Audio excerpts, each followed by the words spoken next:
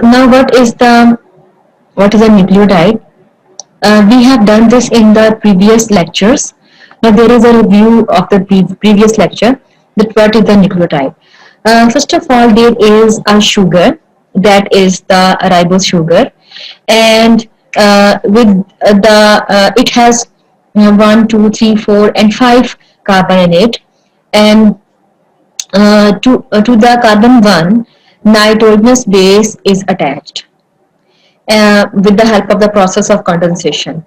With carbon 5, a phosphate group is attached. If this, you can say the sugar, it contains the hydroxyl at the carbon 2 position, this is called the ribose sugar, a 5 carbon sugar. But if we remove the oxygen from this carbon 2 hydroxyl, then it will form the deoxyribose sugar. And so that's why it has the ribose or deoxyribose sugar, phosphate group, and the nitrogenous base. Now, actually, it is made up of the carbon, hydrogen, and oxygen, and the carbon is the main element, and it's a large and complex molecule, and it has a chain of the carbon. That's why it's the nucleotide is actually it has the common three parts. So the nitrogenous bases are of 4 kinds: adenine, guanine, cytosine, and thymine. And the uracil. The uracil is present instead of the thymine in the RNA, and the thymine is present in the DNA. The types of nucleotide depends upon the presence of different bases. Now there are 2 kind of bases, purines and the pyrimidines. The purines are double ring structure. These are the adenine and guanine, and the pyrimidines are a single ring structure, thus just like the cytosine and thymine. Thymine in case of the DNA, the thymine is present, but in case of the RNA, uracil is present.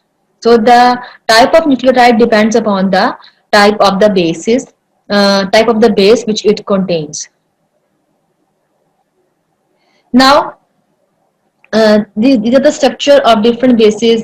The adenine and guanine are double ring structure, whereas the cytosine and uracil and thymine have the single ring structure. Now, actually, when the sugar and the base is attached, we call it the nucleoside. But when one phosphate group is attached, we call it the nucleotide, or we call it the nucleoside monophosphate.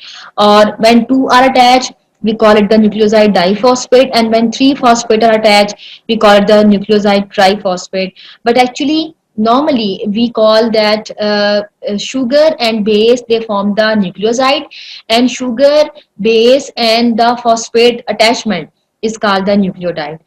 So in if the ribose, in case of the ribose, hydroxyl is present, and in case of the deoxyribose sugar, at the carbon 2 position, 1 oxygen has been removed. Now the structure of the DNA. When a nucleotide is formed, this is one nucleotide containing a deoxyribose sugar, base, cytosine, and the phosphate group.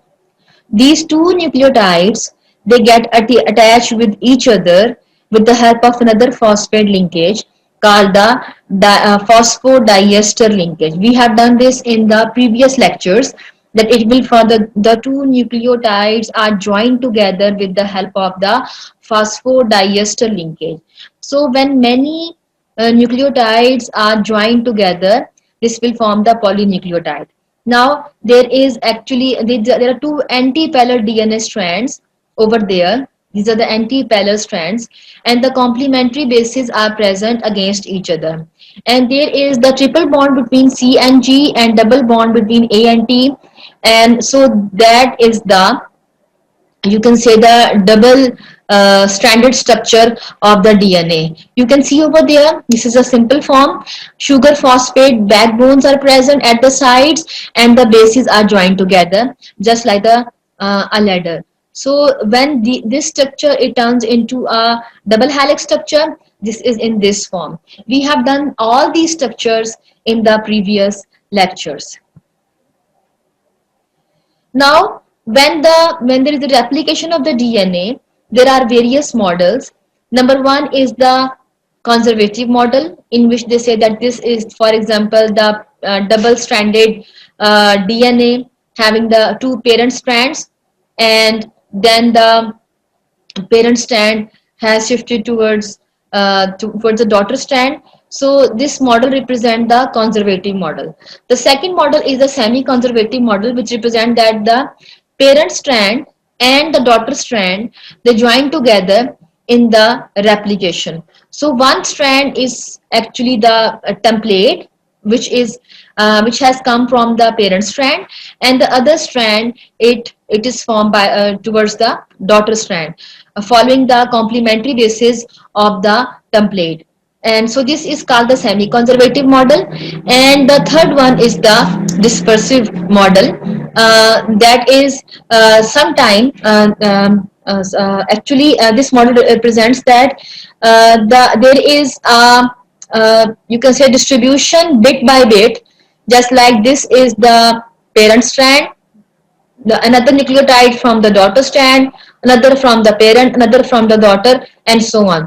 Such kind of model is called the dispersive model of replication. Actually, a semi-conservative model of replication, its definition is the mode by which DNA replicates and each strand acts as a template for a new double helix, and the established model of the DNA replication, in which each double-stranded molecule is composed of one parental strand and one newly polymerized strand.